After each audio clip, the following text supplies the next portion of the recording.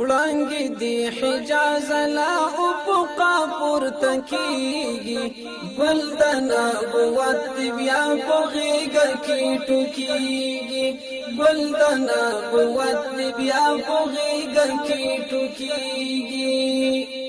وړانګې دی حجاز لا افقا پورته کیږي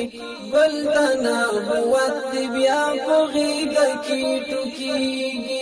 ګل د نبوت بیا په غېږه کې ټوکیږي ستا ښکلي لمنه کې سرخیل د ښکلو واړول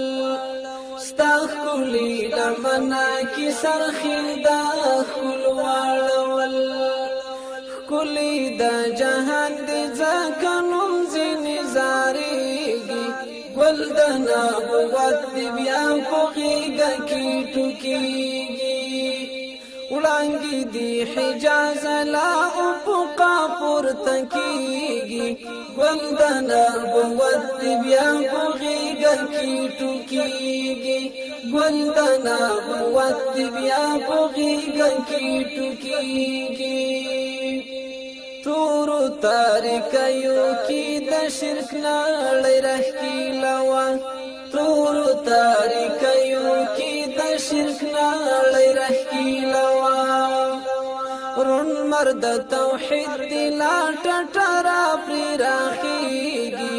ګل د نبوت بیا په غېږه کې ټوکیږي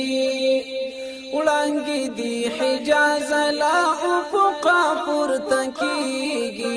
ګل د نبوت بیا په غېږه کې ټوکیږي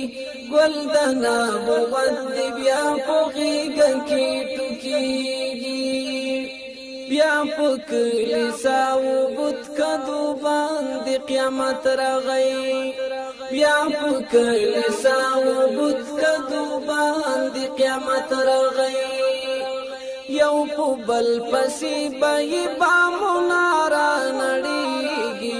ګل د نبوت بیا په غېږه کې ټوکیږي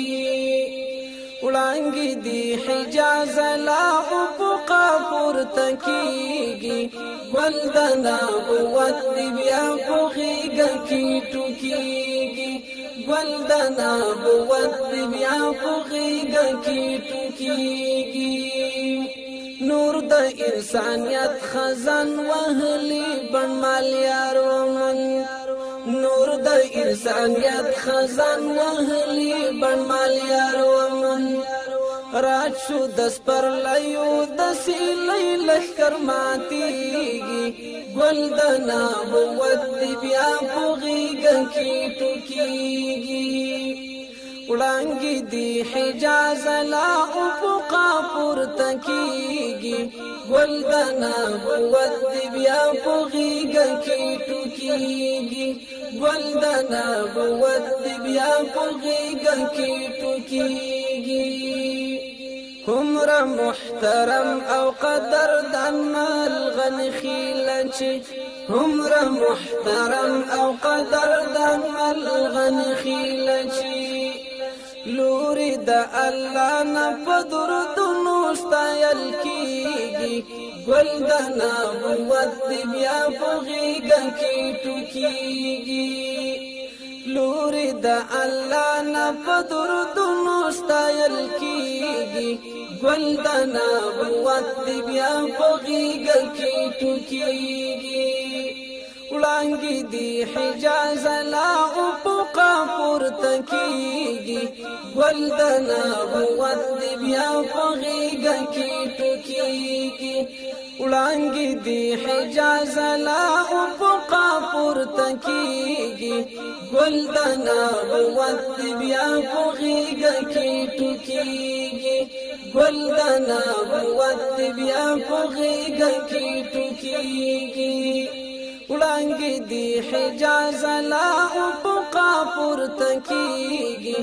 ګل د نبوت بیا په غېږه کې ټوکیږي ګل د نبوت